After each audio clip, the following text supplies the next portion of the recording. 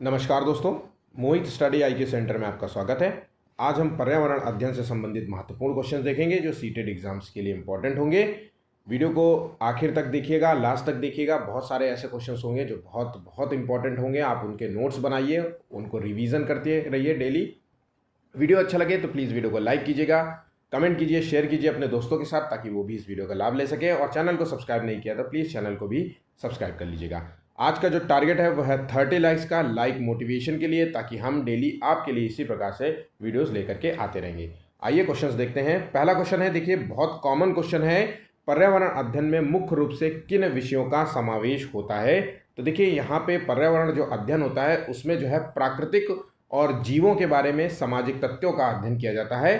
तो यहाँ पे प्राकृतिक हो गया, जीव जगत के बारे में बात हो गई, है ना, सामाजिक तथ्यों के बारे में बात हो गई। ये जो है पर्यावरण अध्ययन में हम इन विषयों का समावेशन होता है। ठीक है, आंसर हो गया यहाँ पे डी। सभी लोगों को ये आंसर बहुत मतलब ये क्वेश्चन बहुत ही सिंपल था, तो मुझे भरोसा है कि सभी लोग जो है इस क्वेश्चन को राइट किया होगा। ठीक है, नेक्स्ट क्वेश्चन है, ईवीएस पर्यावरण अध्ययन की पुस्तकों में किस प्रकार की भाषा होनी चाहिए। देखिए कोई भी हो, प्राथमिक क्लास में, प्राथमिक कक्षा में बच्चों को पढ़ाने के संबंध में अगर हम बात करें तो पुस्तक जो बुक्स होती हैं उसमें भाषा जो होनी चाहिए वो ऐसी होनी चाहिए जो बच्चों को समझ में आए, बच्चों की समझ के अनुकूल होनी चाहिए, सरल होनी चाहिए और संवादात्मक होनी चाहिए। ठीक है, चित्रात्मक होनी चाहिए, ऐसी जो है भाषा का प्रयोग होना चाहिए। आंसर हो गया सी। ठीक है, नेक्स्ट क्वेश्चन है, ओणम का त्यौहार जो है किस राज्य में मनाया जाता है। देखिए सीटेट के क्वेश्चन में त्यौहार के संबंध में एक क्वेश्चन हो सकता है, पॉसिबिलिटी रहती है कि क्योंकि सिलेबस का तो हिस्सा है ये, तो एक क्वेश्चन त्यौहार के संबंध में पूछा जाता है। मैंने बाकायदा एक प्रॉपर वीडियो जो है बना दिया है, मैंने पूरा बना रखा है, उसका लिंक आपको डिस्क्रिप्शन में मिल जाएगा। आप उस वीडियो को देखिएगा या फिर मेरे प्लेलिस्ट में जाइएगा, त्यौहार और मेले, है ना, उनकी भाषा, इन संबंध में सारे क्वेश्चंस आपको मिलेंगे। तो देखिए इसका जो थर्ड का आंसर है वो है केरल। ओणम नाम का जो त्यौहार होता है वो जो है केरल राज्य में मनाया जाता है। आंसर हो गया यहाँ पे सी। विश्व जो है पर्यावरण दिवस कब मनाया जाता है। तो विश्व पर्यावरण दिवस जो है हर साल 5 जून को मनाया जाता है। और ये किस वर्ष से मनाया जाता है। तो 1972 से मनाया जाता है। देखिए यूएन, संयुक्त राष्ट्र संघ द्वारा जो है ये बनाए जाने का निर्णय लिया गया था। राजनीतिक तथा सामाजिक जो है जागरूकता, पर्यावरण के प्रति जागरूकता फैलाने के लिए जो है ये जो है पर्यावरण दिवस जो है मनाया जाता है। ठीक है, आंसर हो गया यहाँ पे ए। नेक्स्ट क्वेश्चन है, खेजड़ी वृक्ष को बचाने के लिए किस आंदोलन की शुरुआत की गई थी। देखिए खेजड़ी वृक्ष के संबंध में पूरा टॉपिक अच्छे से पढ़ लेना। खेजड़ी वृक्ष जो कि राजस्थान का एक वृक्ष है, इसकी खूबी यह है कि ये राजस्थान में है तो ये मरुस्थलीय पेड़ होगा, कम वर्षा वाला क्षेत्र में उगने वाला पेड़ होगा। इसकी बात करें तो इसमें औषधीय गुण भी पाए जाते हैं। ठीक है, जिसका प्रयोग जो है वहाँ के स्थानीय लोग जो है औषधि के रूप में करते हैं, जैसे चोट लग जाने पे घाव के रूप में इस्तेमाल करते हैं। इसमें जो खेजड़ी वृक्ष में जो फल निकलते हैं, छोटे छोटे बीज के रूप में निकलते हैं, है ना, उसका जो है ये लोग भोजन के तौर पर इस्तेमाल करते हैं। अगर हम बात करें कि खेजड़ी वृक्ष को बचाने के लिए किस आंदोलन की शुरुआत हुई थी, तो ये है विश्नोई आंदोलन। याद रखना है, खेजड़ी आंदोलन के नाम से भी जाना जाता है। और इसमें जो है अमृता देवी का नाम जो है आप हम देखेंगे, अमृता देवी विश्नोई इनका नाम था। इन्होंने जो है खेजड़ी वृक्ष को बचाने के संबंध में जो है ये आंदोलन किया था। 1900 नहीं, ये आंदोलन जो है 1730 ईस्वी का है। ठीक है, जिसमें जो है बहुत लोगों ने 360 के करीब जो है लोगों ने अपनी जान गंवाई थी खेजड़ी वृक्ष को बचाने के संबंध में। ठीक है, नेक्स्ट क्वेश्चन है, पर्यावरण संरक्षण अधिनियम क्या है, किस वर्ष पारित हुआ था।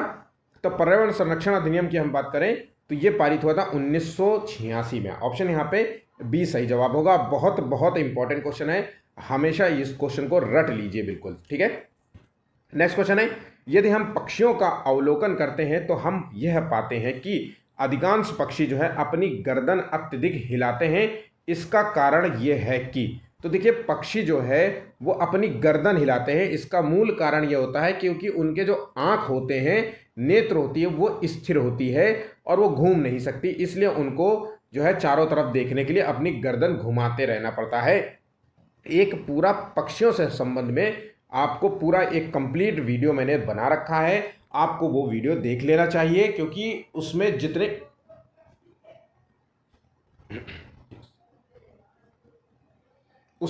क्वेश्चंस मैंने कराए हैं उतने क्वेश्चंस आपको इंटरनेट में एक वीडियो में नहीं मिलेगा। मैंने सब कुछ उसमें कंप्लीट किया है, आपको वो देखना चाहिए, क्योंकि उस वहाँ से आपको एक क्वेश्चन 101% सीटेट के एग्जाम में मिलेगा। जो पहली बार एग्जाम देने जा रहे हैं, मुझ पर भरोसा करके उस चीज़ को, जो मैं आपको बताता जा रहा हूँ, जो मैं आपको गाइड दे रहा हूँ, जो आपको मैं नोट्स दे रहा हूँ, जो आपको मैं वीडियो कराता हूँ, उसको जो है पूरे भरोसे के साथ आप देखा करिए और उसके नोट्स बनाइए और रिवीजन करते रहिए। आप देखेंगे आपके अच्छे से अच्छे नंबर आएंगे। हमारा शुरुआत से टारगेट रहा है कि 120 प्लस 130 अप्रॉक्स हमारे नंबर बच्चों के आए, ठीक है। तो वो नंबर तभी आएंगे जब आप मेरे बताए हुए तरीक़ों से आप पढ़ेंगे। आइए अगला क्वेश्चन देखते हैं। निम्नलिखित में से उसे चुनना है जो अपनी मादा की पहचान उसकी गंध से कई किलोमीटर दूर से कर लेता है। तो देखिए आंसर यहाँ पे 4 दिए गए हैं। ये क्वेश्चन सीटेट का पूछा हुआ क्वेश्चन है और इसका आंसर है रेशम का कीड़ा, ठीक है। आंसर हो गया यहाँ पे सी। नेक्स्ट, किस वर्णक की उपस्थिति के कारण पौधे जो है हरे होते हैं? तो देखिए पौधे हरे होने का जो कारण होता है वो है क्लोरोफिल।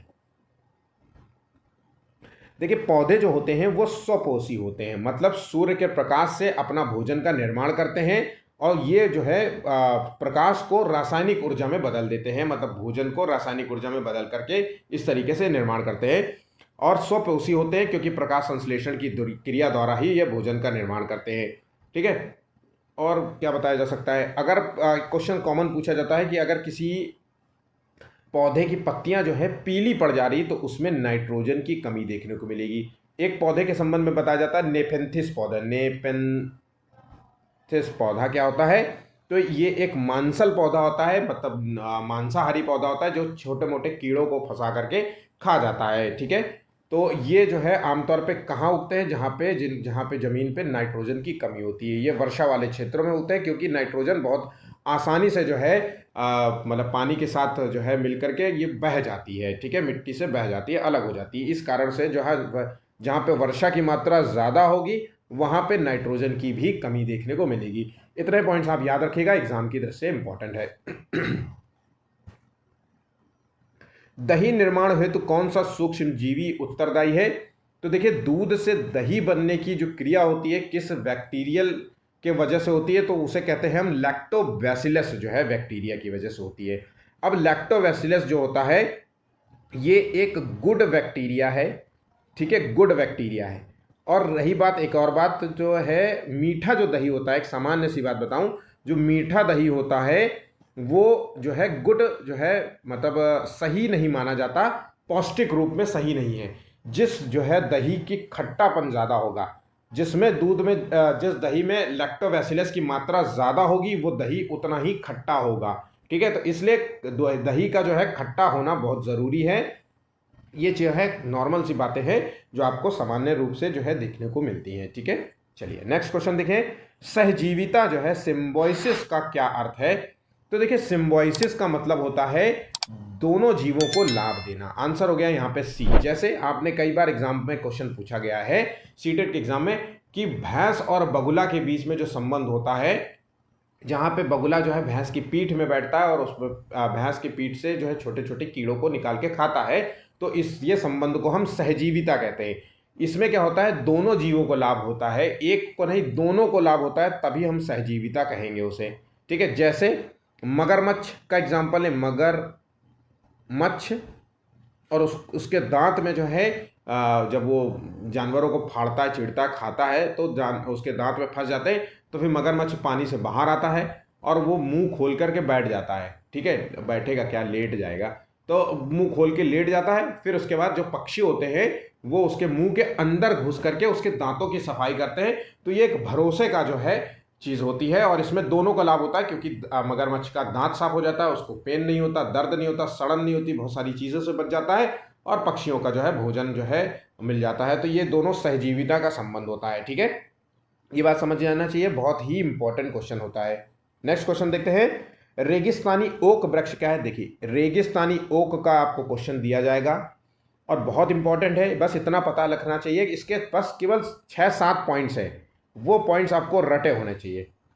पहला पॉइंट यह है कि ये ऑस्ट्रेलिया में शुष्क क्षेत्रों में उगने वाला है। शुष्क कह सकते हैं तो मतलब मरुस्थलीय। मरुस्थलीय ये जो है पेड़ आमतौर पे जितनी भी इसकी ऊंचाई होती है उसका 30 गुना तक जो है इसकी जड़ें देखने को मिलती है। अगर हम ये कह सकते हैं कि ये 10 मीटर का पेड़ है, 10 मीटर का पेड़ है, तो इसकी जो है जड़ होगी करीब करीब 300 मीटर तक, 30 मीटर तक नीचे होगी। ठीक है, 30 मीटर का मतलब है 3 3 9 ऐसे होगा।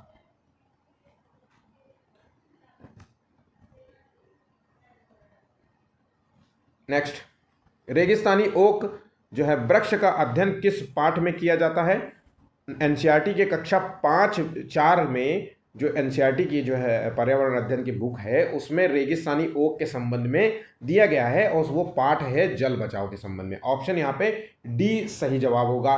और रेगिस्तानी ओक के जो तने होते हैं उनमें पानी भी भरा होता है। इसको जो है स्थानीय लोग यहाँ पे छेद करके इसका पानी का भी प्रयोग करते हैं, पीने के रूप में भी इस्तेमाल करते हैं। ठीक है, और इसकी जड़ें जो है बहुत अंदर तक होती है, 300 फीट तक जो है इसकी जड़ें सामान्य रूप से आपको देखने को मिल जाती हैं। ये भी चीज़ याद रखिएगा।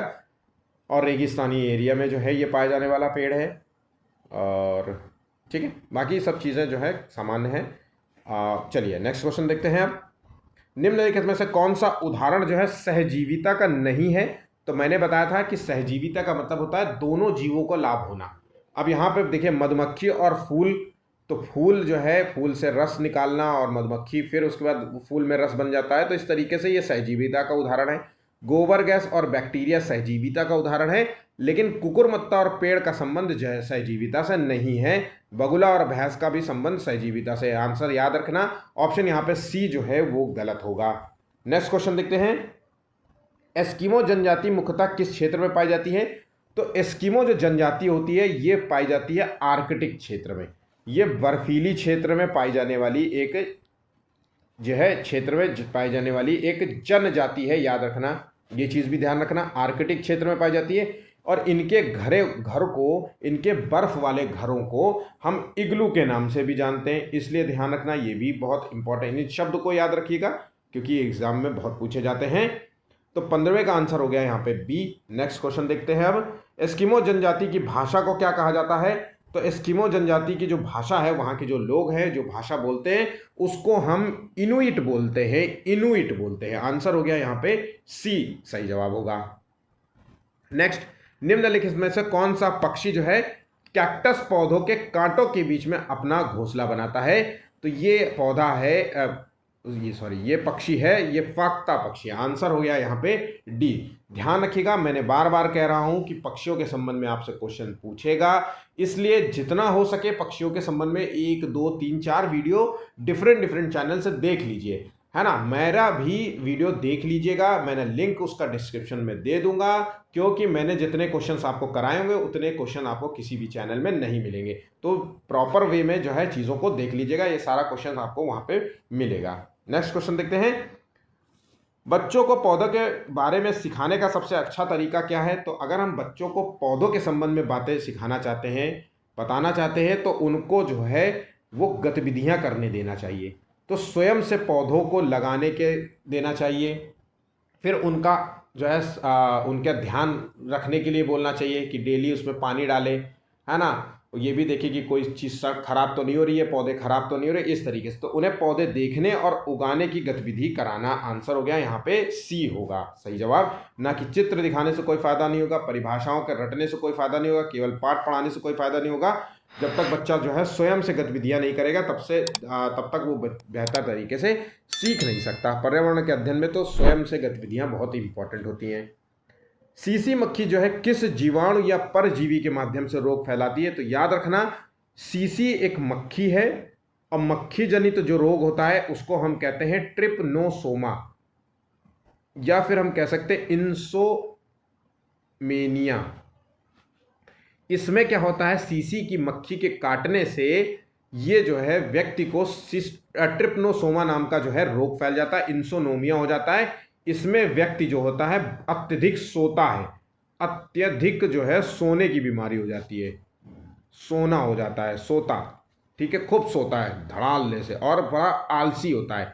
शरीर में उसके जान नहीं रह जाती। इस तरीके से चीज़ों को समझ लीजिए आप, ठीक है। तो आंसर हो गया यहाँ पे बी। अच्छा याद रखिएगा, सीसी मक्खी जो है मुख्य रूप से किस जो है देश में पाई जाती है, तो ये कॉन्टिनेंट की बात करें तो ये अफ्रीका जो है कॉन्टिनेंट में पाई जाती है मक्खी सामान्य रूप से। एशिया महाद्वीप में ये मक्खी जो है सामान्य रूप से बहुत कम मात्रा में पाई जाती है, इसलिए आप देखिए कि हमारे यहाँ इस तरह की मक्खियाँ नहीं मिलती हैं, ठीक है। चलिए आगे बढ़ते हैं। किस मच्छर के काटने से डेंगू और चिकनगुनिया होता है, तो देखिए डेंगू और चिकनगुनिया की बात करें तो ये मादा एडीज मच्छर के काटने से होता है। आंसर हो गया ऑप्शन बी, ठीक है। डेंगू और चिकनगुनिया एडीज मच्छर के काटने से होता है, और मलेरिया जो होता है एनोफिलीज मच्छर के,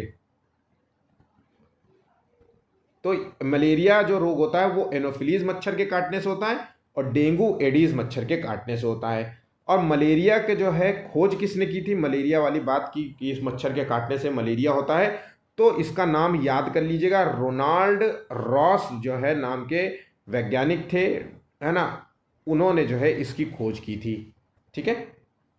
चलिए आगे बढ़ जाते हैं अगले क्वेश्चन की ओर।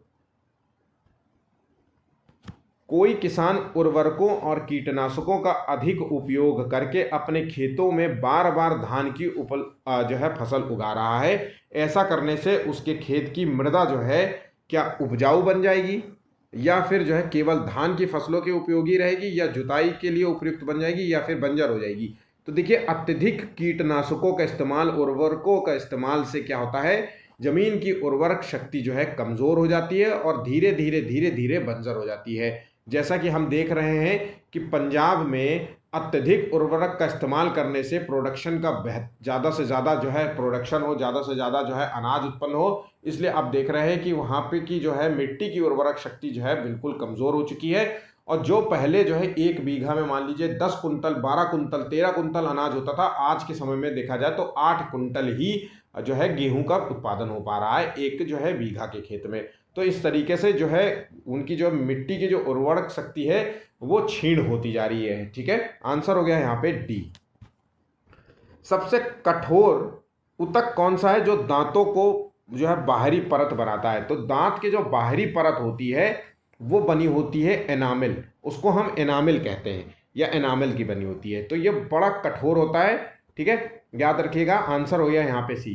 पूरे मनुष्य की बॉडी में सबसे जो है कहा जाता है जो कठोर जो है चीज़ है वो है उसका दांत। मनुष्य का जो दांत होता है वो बड़ा मजबूत होता है, ये चीज़ याद रखिएगा।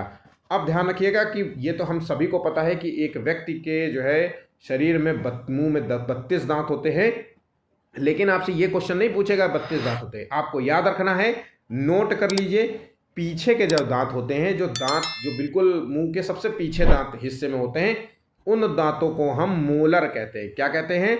उन दांतों को हम मोलर कहते हैं। और मोलर 2 प्रकार के होते हैं, एक प्री मोलर होता है और एक मोलर होता है, बस इतना याद रखना, मोलर, ठीक है। मोलर की संख्या होती है 6 और प्री मोलर की संख्या होती है 4। और जो प्री मोलर होता है उसका काम होता है चबाना। क्या होता है? चबाना। और मोलर का काम होता है पीसना। तो ये ध्यान रखना, ठीक है। अब आ जाते हैं फाड़ने और काटने। फाड़ने के लिए जो है, जैसे आपने देखा ये नुकीले जो दांत होते हैं आपके, तो वो उनकी संख्या होती है 2। और उसको क्या कहते हैं? उसको कहते हैं कैनाइन। कैनाइन, क्या कहेंगे? कैनाइन, ठीक है। और काटने के कार्य जो करता है वो कहते हैं इंसाइजर। इंसाइजर, क्या कहते हैं? इंसाइजर। और इसकी संख्या क्या होती है? 4। तो याद रखना, ये सभी चीज़ों को नोट कर लीजिए, एग्जाम में पूछा जाता है तो सडनली जो है आपको चीज़ें याद नहीं हो गई, इसलिए इनको नोट करना आपके लिए फ़ायदा रहेगा, आपके लिए फ़ायदेमंद होगा। आंसर हो गया यहाँ पे सी। नेक्स्ट, एक किसान जो है अंगूर की खेती करता है, तो हम अंगूर की खेती को क्या कहा जाता है? तो देखिए ऐसे जो है अंगूर की खेती को हम विटीकल्चर कहते हैं। क्या कहेंगे? विटीकल्चर। ऑप्शन यहाँ पे ए सही होगा। सेरीकल्चर जो होता है वो रेशम उत्पादन को कहता है, रेशम जो है रेशम पालन को कहते हैं। वर्मी कल्चर जो होता है वो केचुआ पालन को कहेंगे। पिसीकल्चर जो होता है मछली पालन को कहेंगे। इसलिए इन चीज़ों को ध्यान रखिएगा। नेक्स्ट, भारत का सबसे अधिक क्षेत्रफल में पाई जाने वाली मिट्टी कौन सी है? अभी हाल ही में मैंने पूरा मिट्टी के संबंध में, भारत की मिट्टी के संबंध में उसका वर्गीकरण करते हुए सारे जो है क्वेश्चंस कराए हैं, और वो आपको क्वेश्चंस देखने चाहिए, ठीक है।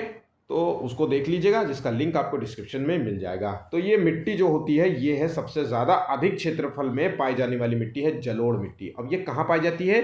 तो ये जो होती है नदी के मुहाने, नदी के जो है क्षेत्रों में, तटीय क्षेत्रों में पाई जाती है। तो नदी के आसपास का जो क्षेत्र होता है वो जलोढ़ मिट्टी का होता है। जैसे गंगा ब्रह्मपुत्र नदी का जो है, या फिर दो नदियों के बीच का जो क्षेत्र होता है दोआब, वहाँ पे पाई जाने वाली जो है ये एक सहायक नदी है, ये एक सहायक नदी है, फिर दोनों मिल गई एक नदी बनाती हैं। और ये जो बीच होता है ये क्षेत्र, ये दोआब होता है, और ये उर्वरक वाला क्षेत्र होता है। तो यहाँ पे सब्जियाँ, फल, ककड़ी, तरबूज, इन जैसी चीज़ों का जो है उत्पादन होता है। यहाँ तक चीज़ें ध्यान रखिएगा। तो नदी के मुहाने वाली क्षेत्रों में पाई जाने वाली मिट्टी जलोढ़ मिट्टी। और काली मृदा को हम क्या कहते हैं? तो काली मृदा को हम रेगुर मिट्टी के नाम से भी जानते हैं। ये मिट्टी काली होती है और ये स्वतः जुताई वाली मिट्टी भी कहते हैं, ठीक है। ये सूख कर हार्ड हो जाती है, जैसे ही गीली हो जाती है बिल्कुल लिसलिसी पिलपिली हो जाती है, ठीक है। ये बेहतर होती है कपास के उत्पादन के लिए, कपास उत्पादन के लिए सबसे काली मिट्टी बेहतर होती है। तो यहाँ पे आंसर होगा ऑप्शन ए। नेक्स्ट, भारत में हरित क्रांति, ग्रीन रेवोल्यूशन की शुरुआत कब हुई थी? तो भारत में जो ग्रीन रेवोल्यूशन आया था वो है 1965 में आया था। और ये किसकी वजह से आया था? तो जो वैज्ञानिक थे उनका नाम था MS स्वामीनाथन। क्या नाम था? स्वामीनाथन, ये नाम याद रखिएगा, ठीक है। चलिए आगे बढ़ जाते हैं। ग्रीन मफलर किससे संबंधित है? तो देखिए, ग्रीन मफलर का जो संबंध है उसका संबंध है ध्वनि प्रदूषण से। आसान रखने के लिए तरीका यह है कि मफलर आप कान में बांधते हो, तो कान में हवा रोकने के लिए जो है कान में बाहर की हवा ना जाए, ठंडी हवा ना जाए, तो बस यही है ध्वनि प्रदूषण। इसका क्या होता है? ये रोड है और यहीं पे जो है चार, इनके दोनों साइड में जो है पेड़ लगा देना, ठीक है। ये डिवाइडर है तो यहाँ पे पेड़ लगा देना, ये ग्रीन मफलर का यूज़ होता है। तो ये एक तरीके से एक ग्रीनरी जो है क्रिएट होती है, यहाँ पे चारों तरफ हरियाली हरियाली हो जाती है। और जब गाड़ियाँ चलती है तो जो है पेड़ों की वजह से जो है थोड़ा सा पेड़ जो है ध्वनि को जो है अवशोषित कर लेते हैं और साउंड जो है उतनी तेज़ नहीं आती है। तो ये ध्वनि प्रदूषण से बचाने के लिए इसका यूज़ किया जाता है, ठीक है। अंतर्राष्ट्रीय ओजोन दिवस कब मनाया जाता है? मोस्ट इंपॉर्टेंट क्वेश्चन है। पर्यावरण की दृष्टि से अगर हम देखें तो बहुत बहुत इंपॉर्टेंट है और कई बार एग्जाम में क्वेश्चन पूछा जाता है। तो ओजोन दिवस जो है 16 सितंबर को हर साल मनाया जाता है। आंसर हो गया ऑप्शन ए, ठीक है। नेक्स्ट है, बंद कमरे में यदि कोई 3-4 घंटे के लिए कोयले की अंगीठी का प्रयोग करता है तो उस इतना जो है खतरनाक प्रभाव होगा, इसका खतरनाक प्रभाव होगा। तो देखिए, कोयले की जो अंगीठियाँ होती हैं उसमें जो है अंगीठी से जलने से क्या होता है? कार्बन मोनोऑक्साइड उत्पादित होती है।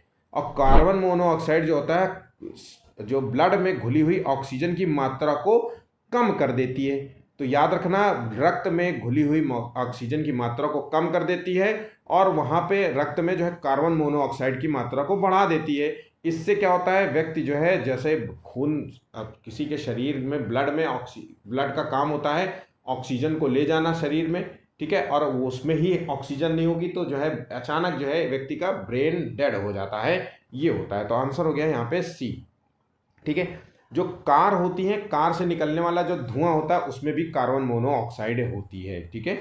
चलिए, निम्नलिखित में से कौन सा रसायन जो है आम पकाने में प्रयोग होता है? आम हो या फल हो, कोई भी कह लीजिए, जैसे केला, पपीता, है ना, इन सब फलों को पकाने के लिए प्रयोग किया जाने वाला जो रसायन है वो है कैल्शियम कार्बाइड। ऑप्शन यहाँ पे सी सही जवाब होगा। कृत्रिम वर्षा कराने के लिए सबसे उपयुक्त रसायन कौन सा है? तो कृत्रिम वर्षा कराने के लिए अभी हाल ही में दिल्ली सरकार ने जो है कृत्रिम वर्षा कराने का जो है आदेश पारित किया है। तो अभी हाल ही में आदेश हो रहा है। तो जो है ये जो रसायन का प्रयोग होता है कृत्रिम वर्षा के लिए वो है सिल्वर आयोडाइड। याद रखना है, बहुत बहुत इंपॉर्टेंट है। ऑप्शन यहाँ पे सी सही जवाब होगा। बायोडीजल कैसे तैयार किया जाता है? तो बायोडीजल तैयार करने वाला जो पौधा है वो है जिसे कहते हैं जेट्रोफा। भारत में जो है पेट्रोल कह लीजिए, डीजल में कह लीजिए, इसमें 20% जो है बायोडीजल मिलाने का जो है आदेश रहता है। तो यहाँ पे 20% बायोडीजल और 80% पेट्रोल, ठीक है। नेक्स्ट, कोई जो है 120 किलो का भार वाला व्यक्ति चंद्रमा पर जाता है तो चंद्रमा पर उसका भार कितना होगा। तो देखिए याद रखिएगा, अगर किसी का अर्थ पृथ्वी पर भार 120 केजी है तो मून चंद्रमा में उस व्यक्ति का भार 120 उसका 1/6 होगा, तो उसका भार केवल 20 किलो ही होगा। चंद्रमा में उस व्यक्ति का भार 20 किलो होगा। क्यों होगा? क्योंकि वहाँ पे चंद्रमा में कोई भी पर्यावरण नहीं है, वायुमंडलीय दाब नहीं है, वायुमंडल नहीं है, किसी तरीके का कोई प्रेशर नहीं क्रिएट होता है, इस वजह से ऐसा होता है। ठीक है, तो एक तरीके से हम कह सकते हैं कि अगर हमारा वजन 80 किलो है तो इसका 1/6 कर लीजिए, यही हमारा एग्जैक्ट जो है वजन होगा। क्योंकि हमारा अगर ऐसे समय में मतलब जहाँ पे प्रेशर ना पड़ रहा हो, वायुमंडलीय दाब ना पड़ रहा हो, तो हमारा वजन यही होगा। तो याद रखना 1/6 होता है। मधुबनी चित्रों को बनाने के लिए चित्रकारों द्वारा उपयोग किए जाने वाले रंग होते हैं। तो मधुबनी चित्र जो है ये कहाँ प्रयोग किया जाता है? तो ये बनते हैं बिहार में। कहाँ बनते हैं? बिहार में। अब बिहार, यह मधुबनी जो जिला होता है, एक बिहार में मधुबनी जिला है, तो ये इसी जिले के आधार पे इसका नाम मधुबनी चित्र भी रख दिया गया है। इसकी खास बात यह होती है कि इसमें प्राकृतिक रंगों का इस्तेमाल किया जाता है। अब प्राकृतिक रंग बनाने के लिए इसमें पिसे हुए चावल का रंगीन घोल बना करके इस तरीके से इस्तेमाल होता है। तो ऑप्शन यहाँ पे बी सही जवाब होगा। ठीक है, ऑप्शन यहाँ पे बी है। देखिए ये जो थे क्वेश्चंस, ये बहुत इंपॉर्टेंट क्वेश्चन थे, मोस्ट रिपीटेड क्वेश्चन थे, बहुत बार एग्जाम में पूछे जाते हैं क्वेश्चन, तो इनको अच्छे से तैयार कर लीजिएगा। पहली बार जो एग्जाम दे रहे हैं वो उनके लिए बहुत ही खास ये क्वेश्चंस होंगे। ठीक है, तो अगर वीडियो अच्छा लगे तो प्लीज़ वीडियो को लाइक करते जाइएगा, शेयर कीजिए अपने दोस्तों के साथ, और चैनल को सब्सक्राइब नहीं किया तो प्लीज़ उसको भी कर लीजिएगा। आज के लिए बस इतना ही, धन्यवाद।